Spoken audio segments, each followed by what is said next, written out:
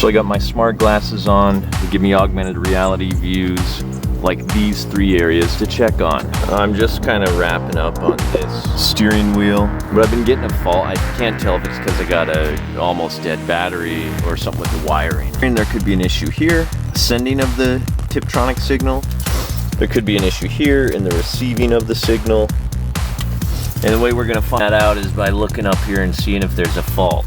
Then we'll have to start debugging in these 2 spots.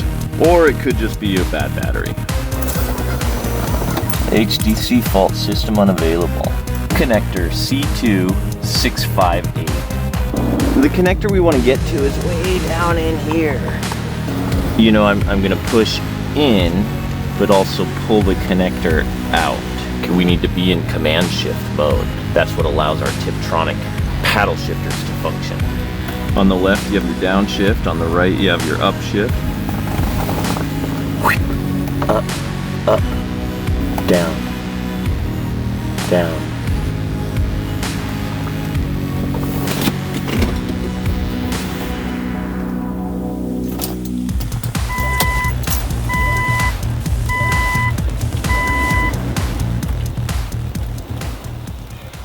We're working on the Land Rover again. All right. Just looking at our inventory of guides, we're interested in the steering wheel. Let's get started. Today we have an exciting update about our Land Rover Discovery 3 steering wheel upgrade. We've looked at the components, we've looked at the switch packs, we've removed the old wheel, we've added the new power supply, we put the new wheel in with the heat and made sure that works, and finally we're on to this Tiptronic shifter wiring. Step 1. Tiptronic shifter wiring. The Land Rover Discovery 3 was never offered with paddle shifters. A custom PCB in this Range Rover Sport steering wheel sends driver input to the TCM wirelessly. Here you have it, a Range Rover Sport steering wheel instead of a 2011.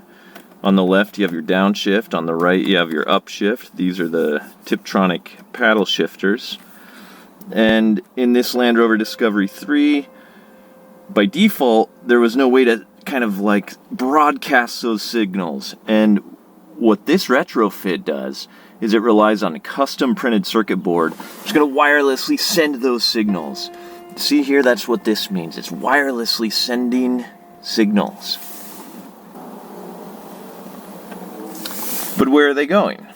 Step 2. A receiver must be installed in the floor console and spliced into command shift wiring to enable paddle shifting. So down here you can see is the command shift position. When this is in manual or sport mode, you can shift up and you can shift down, and this is where we're going to be wirelessly receiving the signal. The Tiptronic paddle shifters send the signal, and down here the wiring we're going to install receives the signal. So let's take a look at that next. The part number for this kit is AC034. Step 3. Disconnect both battery cables, starting with the ground cable first. It's a 13mm socket, and you should really wait 10 minutes for everything in the system to dissipate. 13.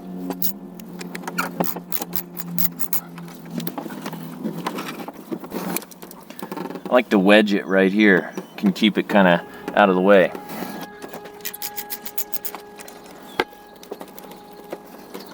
And with this one, I like to use the cover as an insulator. So that's going to keep that from making contact. Kind of pull this one out of the way. You can kind of latch it around there. You don't want to touch in the metal, but the weather stripping is good. And so, just like that, we'll leave it. And we're going to wait 10 minutes for all the energy and all those ECUs and things to dissipate. Step 4. Remove 4 trim pieces. Alright, this stuff's pretty easy. 1, 2, 3, 4. And you do want this second piece. So I guess it's kind of like 5. But we'll just set this stuff aside for now.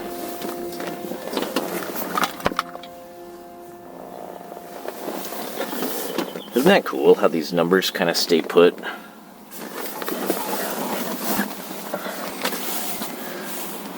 That's because I got my smart glasses on. They're giving me augmented reality superpowers.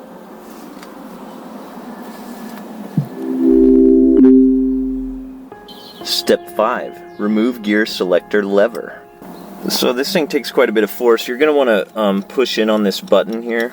Let me show you from the side. We're going to push this button in and pull up. Just be careful. Don't overdo it. Ready? 3, 2, 1.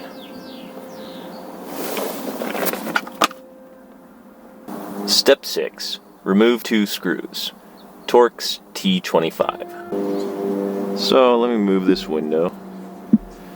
For you, these are most likely T25s that come from the factory. Mine have been replaced, so don't mind that.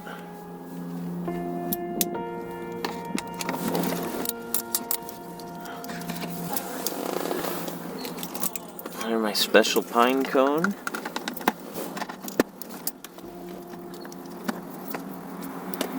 Okay, 2. Put this stuff back here. Step 7. Lift console up and set aside. Alright, we got those holograms showing where our hands go, and the goal is to use even force lifting on both sides of those cup holders. So, let's get after it. You can see my fingernails right under this. See, it's already coming up. You'll hear it pop. Oh, you really don't want this cup holder to come out like that. It's best if they stay together. That's a pain in the neck. Oh, you might want this open because there's some clips back here. There we go. Now when we lift this up, we're just rotating it out of the way. That's all we need, because now we'll have access to the wiring. See, what happens with these cup holders, there's an alignment peg and there's supposed to be a clip here. You can see the clip still on the other side. But that thing can be stuck so hard that these little pieces give way, and, well, it's just kind of a pain to get it lined back up, but we'll deal with that later. Step 8. Remove connector C2658. So, the connector we want to get to is way down in here. That's what we're trying to disconnect. And I'm going to make a little bit of room by moving this. It's just on a Christmas tree plug. Oh, and by the way, this is your emergency parking brake release. So hopefully you never have to pull that. And don't pull it now either. Okay, now that we made room by disconnecting this wiring loom, I'm going to use my this kind of little pick tool, because there's a release on the clip like a lot of these have. You know how you push like this, push that release in. Well, it's not quite like that. I'll show you when we get it out. But it's small, and so I'm gonna be able to pivot this tool to apply the pressure with one hand, and then I'm gonna pull the connector out with my other hand. So let's feel for the button. It's right on the face of that thing. Just take your time. You don't want to break these connectors when you're fiddling with them. And I like this pointy tool because it's precise. Like right there, just about. Oh yeah, I feel it. Feel it with my fingernail. Yeah, that's it. That's pressing it right there. Okay, let's apply the force with the tool and gently wiggle that loom right out. Very nice. So now we've got it disconnected. And let me show you what I was pushing on. So see this? This is what I was pushing in. It's kind of hard to tell. But this tool is able to go into these little pockets to help me push that. So we've got this disconnected. And I've actually already wired the module in. This is what the module looks like. I'm in here because I want to just make sure I've got a good connection on all of these wires. Step 9. Tap into the 4 wires. Red goes to pink and green. That's pin 7 for 12 volt power. Black goes to black. That's pin 1 for ground. Brown goes to brown. That's pin 6 to step down. Yellow goes to yellow. That's pin 5 to step up. Okay, so you can see I did 4 connections here. 1, 2, 3, 4. That there's 1, 2, 3, 4 splices that have been done. And so, you know, they all follow the same color as described. Brown goes to brown, black goes to black, yellow goes to yellow. But there's the exception of red, the 12 volt power, going to this green and pink one here.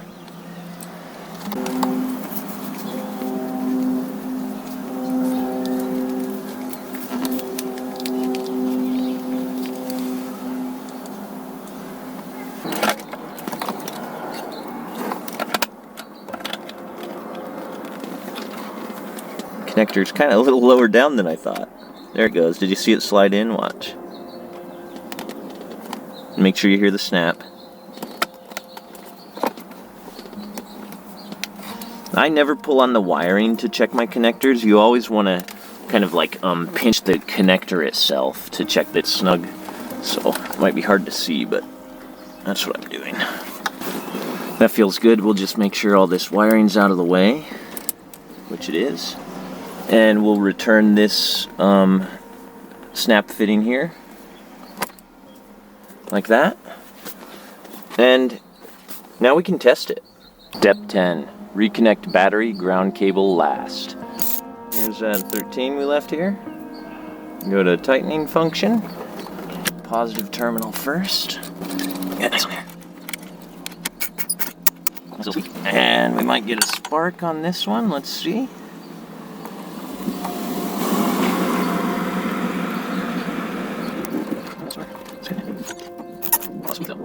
And the cover slips right on.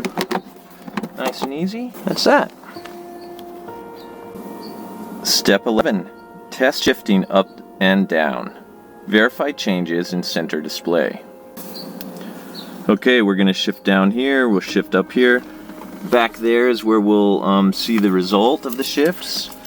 So let's try.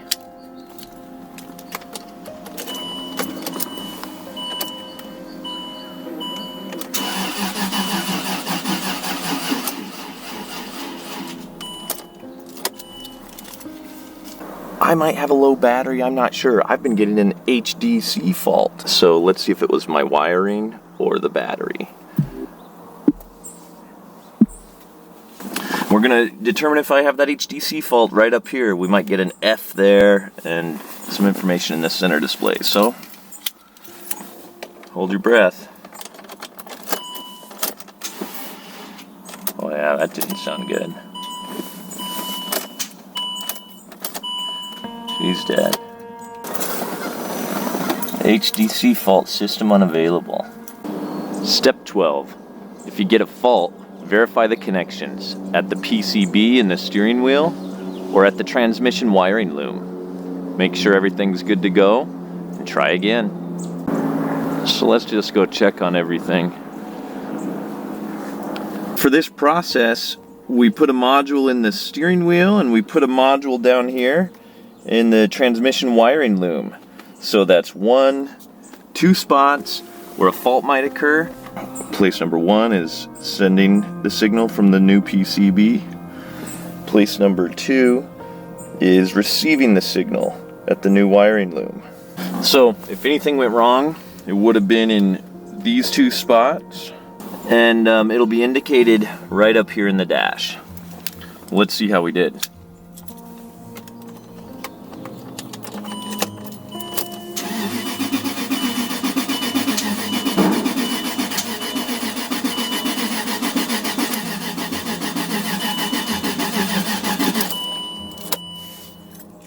That's not good.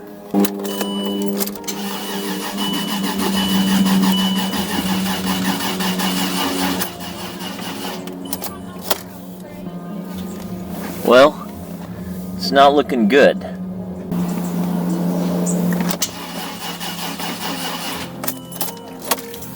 Voltage is way too low. Alright. Let's put this battery booster on here. It's so nice how these blocks have plenty of space for the alligator clamps. Yeah, it's reading a little bit low on that voltage. So the fault I've been getting is really intermittent. Sometimes it happens and sometimes it doesn't.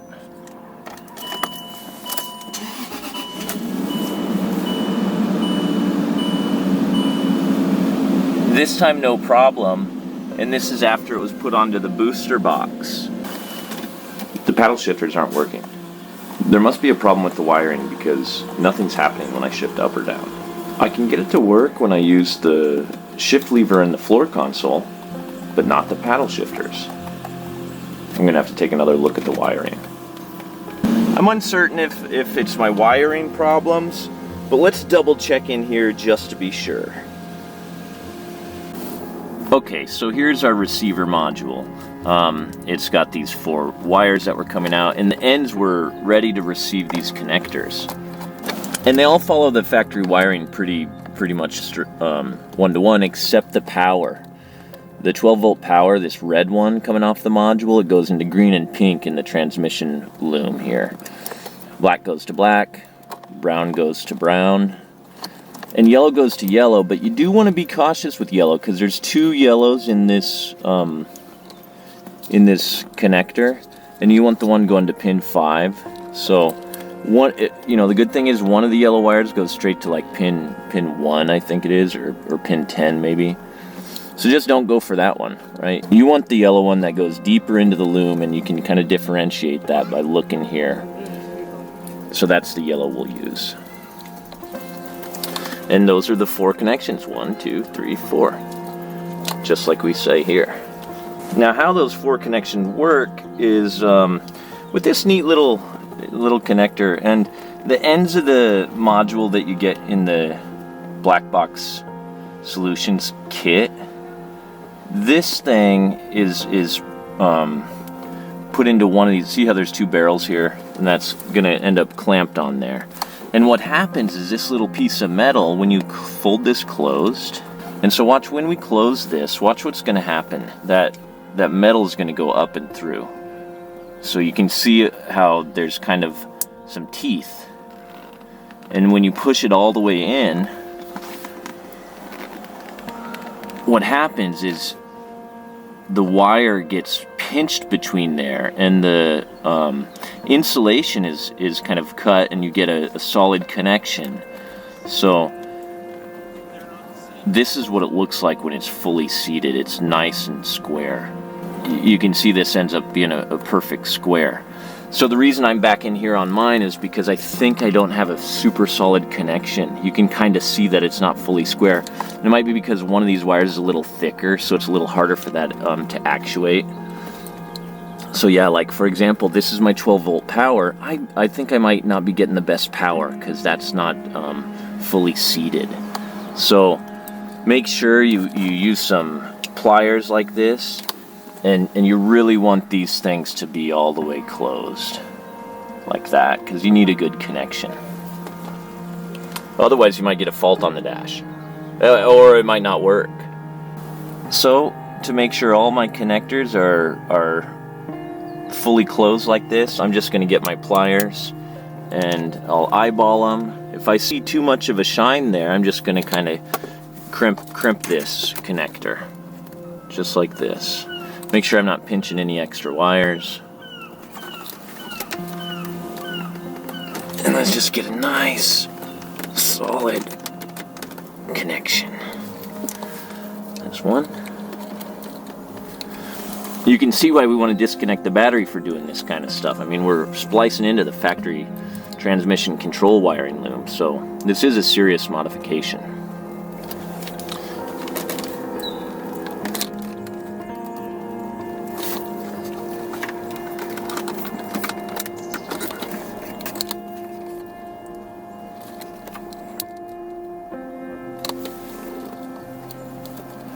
How's our ground look? It could be better.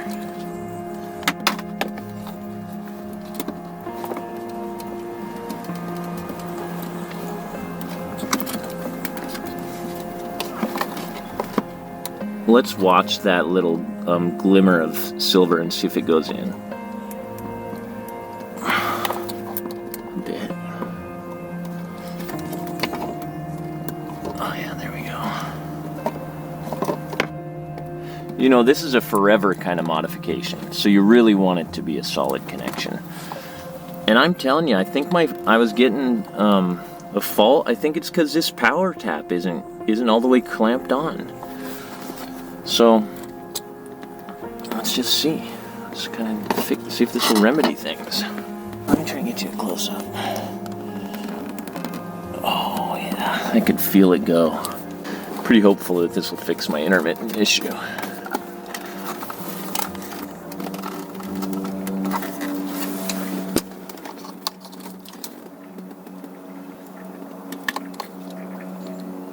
So, if you wanted, you could kind of spool this up with a little electrical tape, but there's really no need. Nothing's going to mess with it down there. So, let's coil it up and make sure everything's working. One last thing. If you ever need to debug this, there's an LED right here between the two sets of two wires. And this LED will power when the gear change request, either up or down, when that's sent. So you'll see that light come on momentarily when the shift is executed. So that's a good way to debug. We don't have the battery connected right now, so we're not going to do that, but you might need to do that in your own install. That's a great way to verify everything before you put the trim back together. Note, you will need to put your shifter knob on, because in order for this system to work, we need to be in command shift mode. That's what allows our Tiptronic paddle shifters to function. I'm just going to kind of coil everything up. There's plenty of room for this stuff down in here.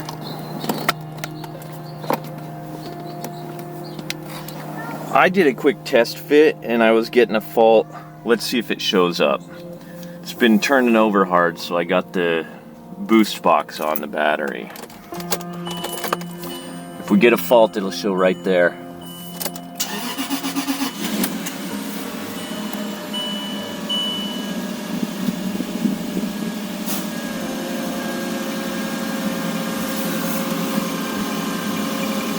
Started right up, no problem.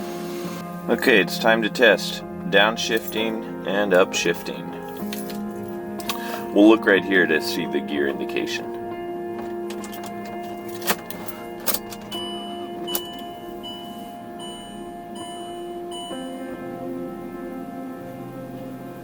In order to shift up or shift down, we can't just do it in park.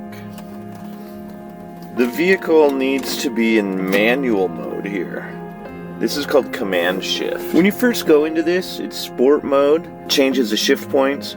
Here it is in sport mode, and when I push up on that shift lever, you can see I get a gear selection. Up, up, down, down. Now I want to demonstrate how to get into our Tiptronic shift mode. Anytime I want to do that, I'm just going to pop this over into sport mode. But as soon as it's in sport mode, watch this, I can go up gears. See that? Went to second, third, and I can shift down also. Down, down, up, up. So this is absolutely excellent. My shifter paddles are going up, up, down, down, up, down, just as if I was going up, down. So our wiring is effective. We are in business, and I couldn't be happier. So that's success for our Land Rover Discovery 3 Tiptronic paddle shifter upgrade. This is really exciting. We can now keep our hands on the wheel, we can shift down, and we can shift up, all from right here.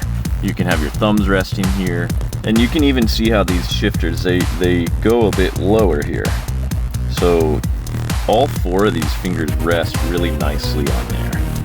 I'm going to use them mostly off-road because then as I'm going over rough terrain, I can keep my hands on the wheel and not go down here for manual shifting. I'll have it all at my fingertips. But some people might want these for kind of performance aspects and high-speed cruising. It'll of course function on the highway too. So that's it for our heated Tiptronic shifting Range Rover Sport steering wheel with volume controls on both sides. We've got our cruise control, we've got our phone controls, our voice command button, our horn still functions. We used the Discovery 3 airbag. Here's a telltale sign, these tend to kind of like bend up. But I'd say check, everything's working. So stay tuned and we'll see all this stuff in action. Success. We've got our Land Rover Discovery 3 Tiptronic paddle shifter, and that closes the door on another chapter of fixing, modifying, and enjoying our Land Rover Discovery 3 in augmented reality with my smart glasses.